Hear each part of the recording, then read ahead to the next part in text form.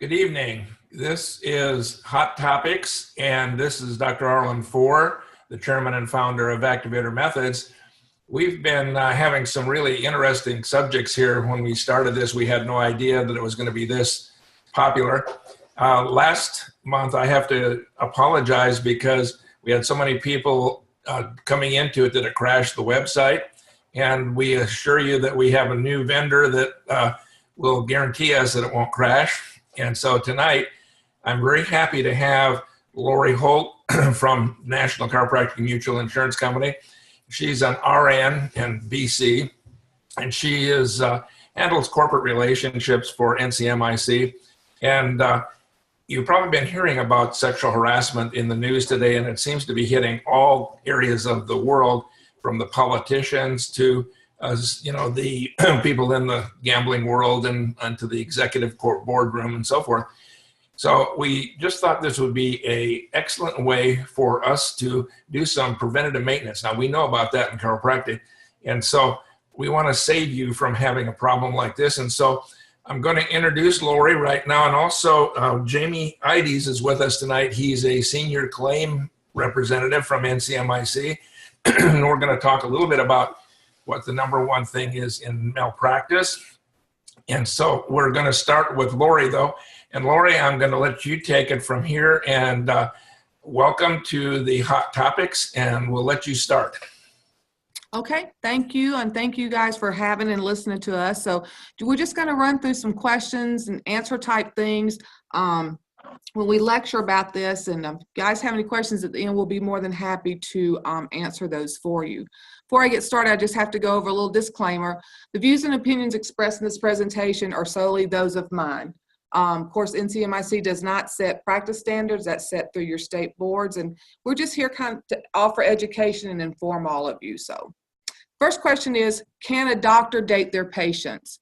The answer to that is no. I mean, if you want to, I can see that. Like in the state of Iowa, for instance, if a doctor wants to date a patient, he has to discharge that patient from his practice and wait 2 years to date that patient. I'm not sure what your state regulations are in which you practice. And if that's something that you're thinking that you might want to be doing, I certainly would check with your state before I started dating your patient. And from a malpractice standpoint, we say that you should never, because it certainly could run you into some problems, further down the road. Now let's talk about boundary violations. What the definition of that is, it's any boundary, behavior, interaction which damages the patient and professional relationship or the therapy that's involved. Victimization of the patient by the professional. And of course, it's the betrayal of that covenant trust that the patient has with you. When patients come in to see you, come into your office, they are putting their trust into you to take care of them as you should. Appropriately, you have that fiduciary responsibility to them to, care for them in the right ways, to what's their best interest. And of course, if you're crossing that boundary with that patient, that's not in the patient's best interest. So you have to remember that, you're there to care for that patient as a whole patient and to give them the best care that they deserve. Now, why would a doctor cross that boundary with a patient? I've got a list of things, and when I think about it, it's kind of hard for me from a nursing standpoint to understand why any professional, healthcare professional would, cross that boundary with a patient. I come from a very small town in Southeast Alabama, and, I grew up with everyone that I took care of. And when I was in the emergency room, these guys that I went to high school with, that everybody wanted to date because they were so good looking, when they came into the emergency room to be treated, not once did the thought of me wanting to date them again or crossing any violation with them come to mind. They were there for me to care for them, and that's what I did. So it's kind of hard for me to understand how healthcare professionals can cross that boundary line with their patients. And some of the reasons that seem to be given is low self-esteem by the doctor. Maybe he's, or she, I don't want to keep saying he, but maybe he or she does have self-esteem issues. And when that patient comes in, that patient is focused on the doctor and being in there with them and talking to them and giving them that relationship, in quotation marks, so to say. So maybe that's why he pursues that patient. Isolation and marital problems. You guys practice for very long hours. And sometimes it does take you away from your family. And, if there are problems within that relationship to begin with, maybe it would push that doctor to cross that boundary. Financial stress, those are kind of things that we see when doctors do cross that boundary that gets them into trouble. Why would a patient allow that boundary to be crossed? Again, with that patient still, it could be that they do have low self-esteem. And, you guys are so great about listening to your patients when you're taking care of them. And when they come into your office, you are treating them as a whole. You're not just focused on what their complaint is. So they entrust in you a lot of information. And if they're that type of person that has a low self-esteem, they may take treatment or you listening to them the wrong way and maybe thinking that, you want to start some type of relationship with them. Then they too can be having marital problems. And unfortunately, our mental health crisis is, especially here in Iowa, is a lot worse than what it used to be. And you may have those patients that do have mental health problems that are actually going to pursue you from that standpoint. And when we talk about boundary violations, I want you guys to know that, it doesn't have to be physical. You don't have to be touching the patient in certain places or reaching up under their clothing or anything. It can actually be non-contact, such as, just asking them when you're doing a history and physical on them and asking them about their sexual history when it actually doesn't pertain to what you're treating them for. That's considered crossing that boundary.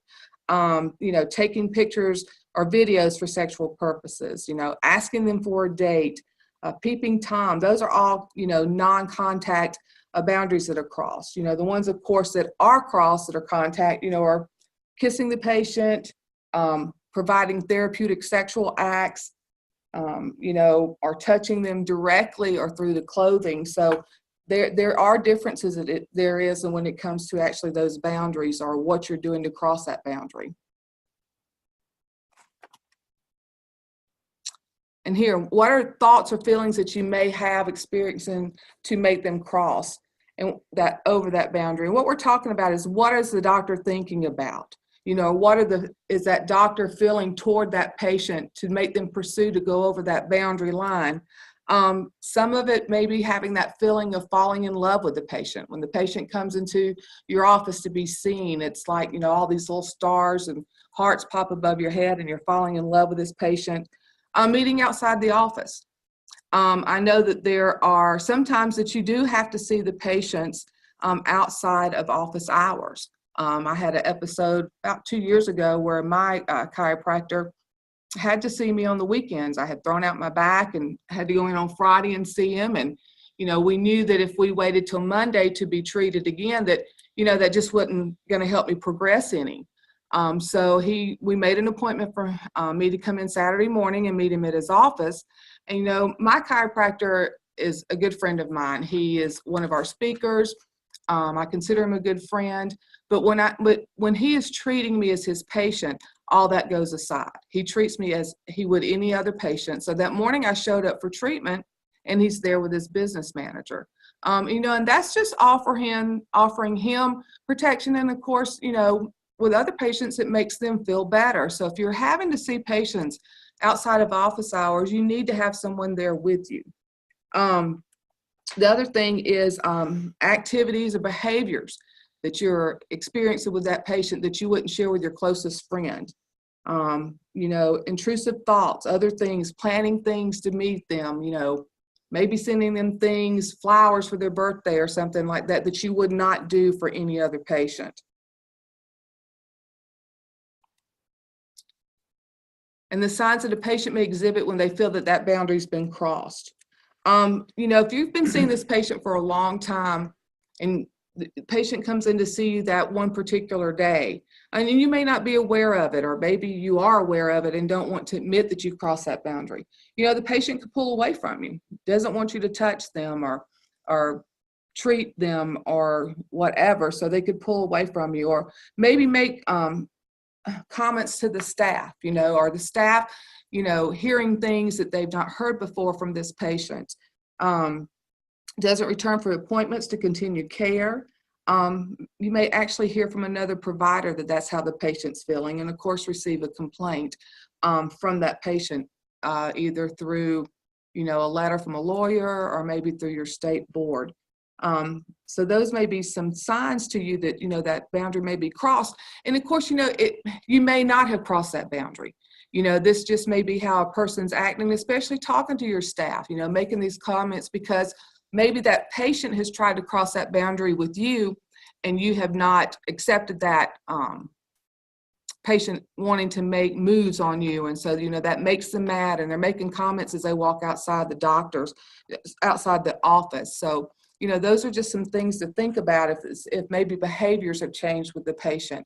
Was it you crossing that boundary, or maybe the patient trying to cross that boundary? And can the patient cross the boundary with you? Well, of course they can. You know, when you're treating patients, you know, they have this picture in their mind a lot of times of what type of person you are, or what type of doctor you are. You know, some of them see you as Dr. Magical Healer, because as their savior, because you're taking care of their problems, you're making them feel better, you're getting them back on their feet. So you are that savior, that magical healer to them. Some could be seeing you as a Dr. Good Parent. You know, you guys are great listeners. So here they are telling you everything that's going on in their life, and you're sitting there hearing them and listening to them, and they do feel better when they leave the office, just because they've been able to share with you what's been going on. Another one is Prince Charming. You know, they may see you as their rescuer from, you know, their illness, or even maybe being able to talk to you about what's going on in their life, and they're feeling better. You've rescued them from, you know, the bad things that are going on. So the patient gets in their mind what they think to them that you are. So this is where they could try and cross that boundary with you to get to know you better, I guess would be the words to say. And I didn't, hold on just a second, there we go. And there's two things I forgot to bring up with you. When we're talking about your patients, you may experience a flirtatious patient. They may come in, and a lot of people, you know, I don't know if anybody is, but you may know of someone who that's just their personality. They flirt with everybody. It's just what they do. They don't mean anything by it. And they would never cross that boundary with you, but that's just, you know, who they are. But you may have that patient that comes in and flirts with you just to try to establish that relationship with you, or to see what that reaction gets from you. You know, their words may be that, you know, this is just between the two of us. We have to keep it quiet. The other one is a predatory patient. They are the type of person that comes in. There again, they want to, you know, start a relationship with you. They will show signs of they only want to be seen, you know, at the very end of the day. They appeal to your ego. They come dressed differently. Let's just say, like Miss Smith comes into your office and she is decked out, you know, in stilettos, got her hair fixed, got her makeup on, perfume, she smells good. And your staff's going, you know, I don't get why she's coming in here like that. You know, you see her out in public out at Walmart and she's in a pair of blue jeans and a t-shirt and flip-flops. I've never seen her dressed like that unless she's coming in here to see you. And that could be a red flag for you. You know, she's coming in there to, I guess, impress you and to try to make that relationship with you. You know, and your staff is great. You know, they are your gatekeepers, because you are busy out there seeing patients and not being able to see all that goes out in the lobby. So if they notice things, you know, let your staff tell you what's going on and listen to them, because they're seeing those red flags go up that you may not, because you're too busy treating patients and trying to take care of those who need your attention. Go ahead, Jamie. One thing I'll add, Lori, to this, and in regards to the patients crossing the lines. From a claims perspective, we see a lot with everybody having a cell phone. Patients aren't as daring face-to-face. A lot of doctors give out their cell phone numbers, and what the patients will do is start off with a few flirty texts, which continues to grow. Then it starts in with sending pictures, and I've seen a lot of doctors getting some hot water with the board for not ending that relationship, or not really a relationship, but basically letting the patient know that this is not appropriate in the patient-doctor relationship sort of a deal. So that's one more thing to be aware of with everybody having cell phones today, is that angle being pursued by the patient. And I'm glad that Jamie brought that up when you're talking about, you know, availability and stuff. Just a little bit, we're not going to go into real big depth about it, but just the social media aspect. You know, everybody out there has Facebook or Snapchat or whatever, you know, and you need to be real careful about, you know, dividing that personal relationship or personal page and your professional page. You know, we do tell our doctors, you know, don't friend your patients. And I can't find out what any benefit of that would be. I mean, you could like them, have them like your page, of course, you know, and they can come to your page and see different things, such as, you know, things you're doing in the community, or your office hours, or something changes. But if you invite them as a friend, you know, that could help them cross that boundary too. Seeing things out there that, you know, they don't need to be seeing, whatever you're doing. And when we talked about, I said something about doctors being peeping toms or stalkers.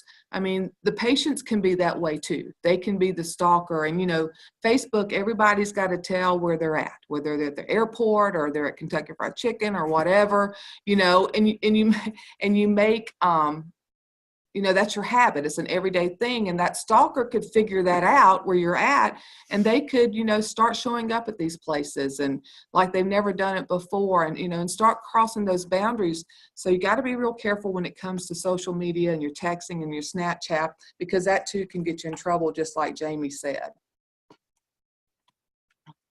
So what are some ways to protect yourself from being accused of crossing the line? The number one thing is documentation. You know, documentation is the thing that needs to be done. If you feel like there's the patients accuse you or something, or making that move towards you, you know, you need to document that, because if not, it's just like all this stuff we see on TV now. It's a he said, she said type of thing. It's just going to get out of control. You have no way of saying, no, I did not do that, because you haven't documented it. You know, and the other thing we tell you is to give your malpractice carrier a call and let them know. And they are the ones, along with your state board, who can help you decide, you know, do you need to discharge the patient from your practice? And if so, good to go about the right way of doing that. So remember, documentation is going to be the key. And if you call your malpractice carrier to let them know, it's not like they're opening a file of it. They may make some notes about that, just in case they do get something from the state board or from a lawyer. Then they'll be prepared to continue to help you along the way and tell you what needs to be done. Another thing is communication. You know, communicate with your patients. You know, don't assume that they understand what you're going to do, or treat them. You know, if you've got to touch them on the buttocks, tell them you're going to touch them on the buttocks. And it doesn't mean if it's a new patient or someone you've been treating for many years. If something changes with that patient that you've been treating for many years, you need to let them know where you're going to touch them before you do. You know, inform your patients. Talk about, you know, here's a treatment plan. This is what I'm going to have to do to make that feel better. You know, that's just something I keep going back to my chiropractor about. Like I said, you know, he takes everything out of the fact that I'm a nurse. He puts that aside. And like I said, I trust him with everything. He would never cross that line with me. But when I go into his office, he treats me like he does any other patient. He tells me exactly what he's going to do, where he's going to touch me. So I'm prepared for that. So you have to communicate with your patients. You know, if you want them to undress and put on a gown, you need to tell them what to take off. You know, just handing them the gown, you know, they could assume that you want them to take everything off. If they don't know, then they may do that, and you may walk in and get a really big surprise. So if you just want them to take off their shirt, tell them to take off their shirt, leave everything else on, and open it in the back. Consider informed consent if you feel that you need to do that. And if you do, remember, they're going to that documentation thing. When you go over your informed consent with the patient, you need to make sure that they understand what you're telling them. And the best way to do that is have them repeat it back to you, and then ask them, do you have any other questions? Do you understand what we're doing? And then have them sign the form. And then once you're done with that, just go one step further and put it in your notes and say, explain to the patient, patient voices understanding, and patient signed, form. So that way, there again, it's that documentation thing if you're ever having to, have your malpractice carrier go with you and defend you. A chaperone, consider a chaperone, if the patient doesn't want a chaperone and you feel that you need one for yourself and they don't want one, document it, put it in your chart and they didn't want one. And it may just be enough to, instead of bringing the chaperone, maybe, if you have it up in the room closest to the lobby, and just have it cracked a little ways. If it's a minor, have their parents with them. Train your staff, like I said, on these risky patients, and of course, listen to your staff because they're going to protect you. And check with past doctors. If you feel uncomfortable, is there a reason? Is that a red flag? Your gut's telling you something. Call that doctor that used to see the patient and say, hey, is anything, do you think there's something going on? Was this patient that way with you? And find out for sure. And then, understand the different cultures that you're treating. We're such a melting pot here in the United States, and we do have different cultures within our communities. And you need to find out about who you're treating. Some of the cultures, males are not to touch the women. So if you have someone walking off the street, that's their culture, you're going to need to refer them to a female doctor or have your colleague that is a female in your office see them. So find out who you're treating. And, a lot of times the best way to do that is if you have staff that's within that culture, have them over lunch one day, sit and talk to everyone about, how their culture is treated when it comes to healthcare and what's expected. And if you don't, then reach out to some of the leaders in the communities within those cultures, and they can, would be happy to help you learn about their cultures when you're treating their patients. If you have to do photography, get a consent form and have it signed. Do you have anything else? Yeah, thanks, Lori. Just a couple things. As Lori mentioned, communication is huge. Us claim folks really like to see the doctor if he can do a verbal communication, verbal consent with the patient and the written informed consent on these issues. Another thing that's huge too is it's not just you. Staff, we've seen a lot of cases where staff are involved. If it's a massage therapist or maybe another chiropractor that's an independent contractor assisting in the clinic, it's very important to, when you're hiring these folks, to sit down, go over the do's and don'ts. It can save you a claim as well, because if suit's filed, they're going to name that doctor and they're also going to name the clinic. So it's very important to have that strong employee handbook to go over that information.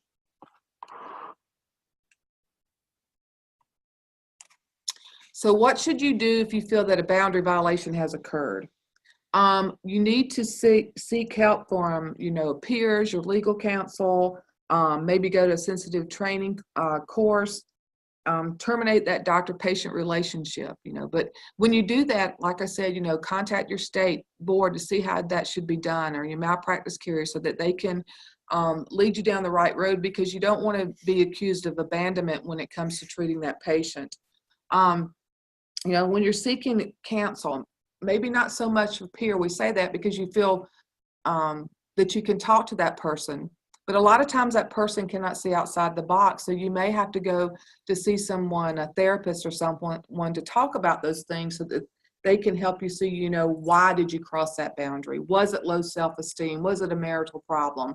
To figure out what the real reason behind all that behavior is.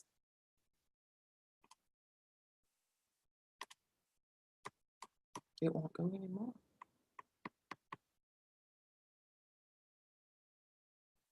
Well, I'm trying to make the PowerPoint because we had a couple of more questions. Well, I'll just have to, it won't, yeah. Yeah, so I'm just going to go over the PowerPoint. The next thing they wanted us to cover is just a couple of types of sexual harassment. And the ones that we picked to talk about, of course, are sexual harassment, which is the unwelcome sexual or sex-based behavior that, if allowed to continue, could create legal liability for the organization. You know, that could be things as far as putting them in an environment where you are making comments about their clothing, where some of the staff members, just like Jamie said, you know, it could be your staff members who are doing this to other staff. So that could be the reason, and, you know, you need to pay attention for that. The quid pro quo, you know, is that's asking that employee or staff member to do some type of sexual act so that they can be promoted or move further along in the organization. And then hostile work environment, of course, there again is unwelcome sex or sex-based behavior that's offensive and hostile, or intimidating work environment. And like Jamie said, you know, unfortunately, you are responsible for the things that go on into your office. I had an incident, just a quick scenario, when I was back in Alabama. We had a doctor who was new to the emergency room, and it was the first night I had met him to work with him. And at that time, I was pregnant with my second child. And he came out into the hallway and introduced himself to me, and I'm sitting there, and he said, so you're pregnant? And I'm thinking, yeah. And he said, well, you know, he said, when you're pregnant, he said, those hormones start going crazy and you need some relief. And so if you need any of that, you know, I'll be more than happy to assist you in that. Of course, I was about taken back from all that. And I wasn't the only employee that it was being done to. I mean, he would make you feel uncomfortable to the point we would be sitting in the nurse's lounge, you know, writing on charts, and he would kind of corner you in a corner, you know, and just get into that personal space that you have. And we reported it to our supervisor, and unfortunately our supervisor said, oh, you know, Lori, that's just how he is. You know, he doesn't mean any harm in it. He's not going to do anything about it. So he continued to cross that line with all of us, and made some very bad comment to me one night in the emergency room. He was bad enough that I would not even let him go in the rooms with female patients unescorted because I was concerned for that patient. So I ended up telling my husband about it, and he said, well, didn't you tell your supervisor? And of course I had.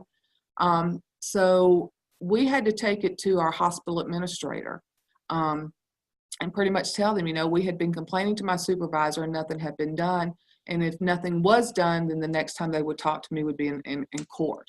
Of course, administration knew nothing about it, got right on it, you know, fired the doctor, and suspended my supervisor for not handling the case. So unfortunately, you know, if this is going on in your office, you are responsible for that, and you have to, you know, be aware of what is going on. And, you know, some things that you need to implement when it comes to policies, like Jamie said, don't date staff. You know, don't date your staff. Don't have staff date staff. Don't have newcomers date staff, because that's just going to become a problem for you. And it may be for you, if you're dating that staff, you know, you do at times treat your staff members. And I know when you treat them like any other patient, and you are documenting all of that when you're caring for your staff member. And so let's say you have this relationship going on with this staff member, and it lasts for about 8 months or so. Everything's good, but it just comes down to the point that it's time for that relationship to end. So you end the relationship, and for some reason start dating someone else that the staff member knows, or dating another staff member within your office. That staff member that you dated the first time could bring allegations against you as far as crossing boundary violations. So it's, you know, just best that you don't date your staff or have anyone else date your staff. So what would be some duties for you to help decrease harassment in the office? Of course, be your own role model. You know, staff members follow the boss. If the boss can do it, they can do it. I mean, just take social media, for instance. If they see you playing on Facebook, during the day, then they think it's okay for them to do that. So they're going to follow what the boss does. So be your own role model and implement policies. Talk about, what you expect in the office setting as far as not dating staff members or it maybe not even staff members. Maybe you have someone that's contracted some office space from you, like Jamie said, a massage therapist, not to be dating that person because it can cause some problems for you. And educate your staff, the new ones that you hire. When you do your yearly updates on HIPAA, just go back over those policies again about dating staff members and what you expect out of them, and then have them sign an acknowledgement form that you have gone over this and they understand what they can do and what they can't do. Inappropriate jokes. We all, in a setting like that, you're all considered family, but you still have to walk that fine line of being the professional, being the boss, and being the family in quotations. And, when you're telling jokes, you need to be real careful about, you could still offend someone. And I used to tell my staff, it's like my grandmother used to tell me, if you can't tell it in church, you don't need to be telling it. So be very careful about those jokes that you tell. Or just publications in your office. Have you ever walked out into your lobby to see what kind of magazines are out there? For me, when it comes to Cosmopolitan or the National Enquirer, I don't think anything about it. It's just whatever. In fact, I'm going to pick it up and look through it. But when it comes to the people that you're treating, how do they feel about that kind of stuff? Are they offended by that? So just kind of look around the office and see what you've got there for in your lobby that you may not want your patients to get a bad impression of you about. So that's about all I have, pretty much. Jamie, you have anything else? No, I think you hit it. Well, I have something that I want to interject here, and it's a actual case that happened. I was talking to one of my instructors, as a matter of fact, and it wasn't a month later, and he called me and all upset because he had been turned into the police for doing something to a patient that they thought was a sexual harassment or a violation of boundaries. And when I talked to him, I found out exactly what it was. This woman patient had come in with a pelvis problem, and he even was very careful to tell her he had to adjust where the pubic bones were. And so he went ahead and adjusted the patient, and she turned him into the police force in this small town. And so I got a call from the chief of police from this little town in Illinois. And he said, what I really want to know is, did he do something that was not usual and customary? And I said, well, he did it usually and customary, but he probably didn't do a good job of explaining to the patient where he was going to touch her and why he was going to do the adjustment. But I said, we do have a textbook, and we have in the textbook that particular procedure. And he says, oh my gosh, that will save him. And so I ended up sending him a textbook to this little town in Illinois, and it got the guy completely off, and he was about as straight and narrow as I've ever known in the chiropractic world. And he never ever forgot how that textbook saved him from a severe problem. And so, as you said, Lori, before, tell the patient, when I used to adjust pubic bones, number one, I always had a staff person in with me, but I still used to take a pelvis, show them how the pubic bones were locked, and we were going to unlock the pubic bones. And I showed them actually on a skeleton. And I think that's what you were talking about before when you said show the patient ahead of time before you do something to them. But I guess my big point is here, don't go off on some of your own concoctions and your own methodologies. You better have it backed up, because I have a saying, data always wins. And we were talking earlier, what's the number one thing, Jamie, that you said tonight was the most malpractice claims come into? Yeah, it would be specifically, cervical discs. Yeah, and we were talking about that earlier. And how would you rate activator in the cervical disc problems? Claims-wise, very, very rare. Very small.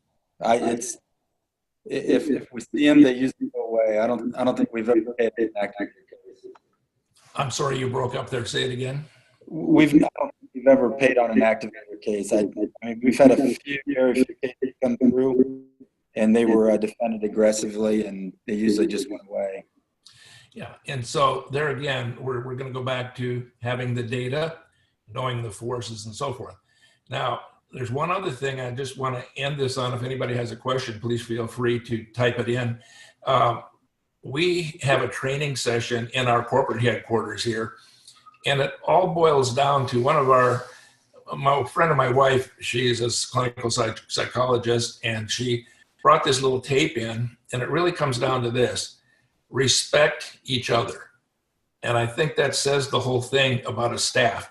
Just respect the staff, respect if it's a man, if it's a woman, if they're, of a different background or a different race or something of this nature. We have all of them in our office, but just respect them.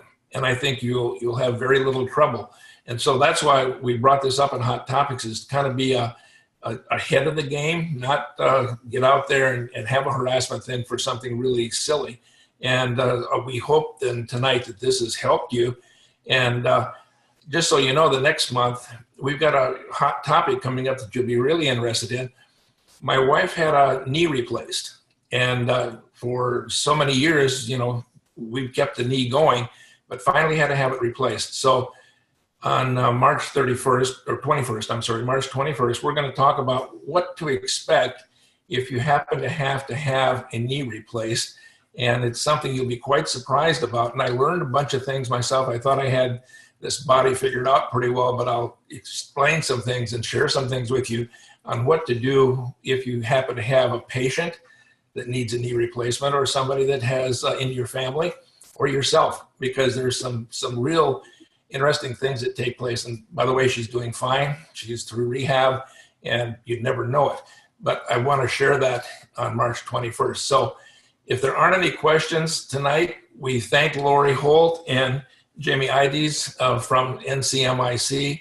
And by the way, I can't recommend NCMIC highly enough, because I just went to their legal conference here in Scottsdale this winter. They had over 200 lawyers there.